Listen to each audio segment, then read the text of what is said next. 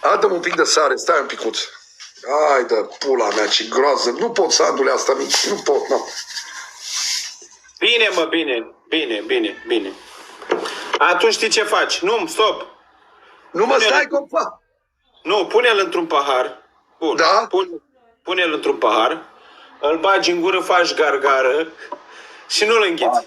Păi da mai greu, mă, ori înghit, bă, cam de-aș pula el și în găina lui Dumnezeu și ouul lui Dumnezeu. Pă ori îl înghiță sau ce pula mea, gargara pulii, mă joc cu ouul pe grumază în pula mea cu mărul lui Adam, să-l iau pe pulă pe Adam sau ce pula mea să-l fac. Adă-mi un pahar, mă, stai să-mi iau un pahar, bă, cam de-aș pula el.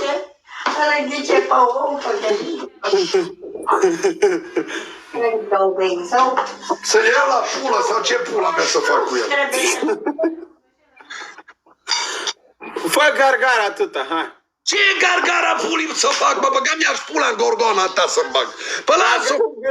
Și fă un pic așa. Pă lasă-mă în pula mea, mă, tu chiar vrei să mă bagi în spital să mor și numai de 2 săptămâni mi-o scos ficatul în pula mea pe nas. Pă lasă-o în pula mea să-mi bag pula aia, dacă nu pot asta, mă. Bine, mă, bine, stop. Scoate.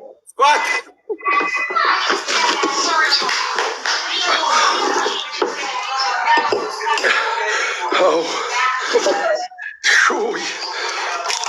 Ioi, băgam mi-aș pula aia în viață, să o iau în pula asta și-mi bag pula aia. Uite acolo.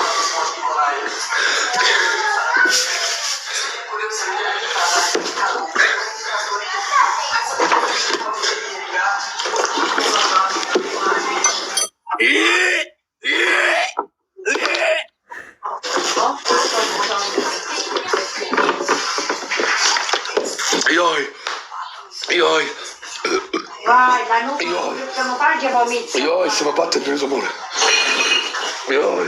Mă varsă te aici și nu. Ioi. Du-te la baie. Ioi, să mă râd. Sandu? Da. Te rog.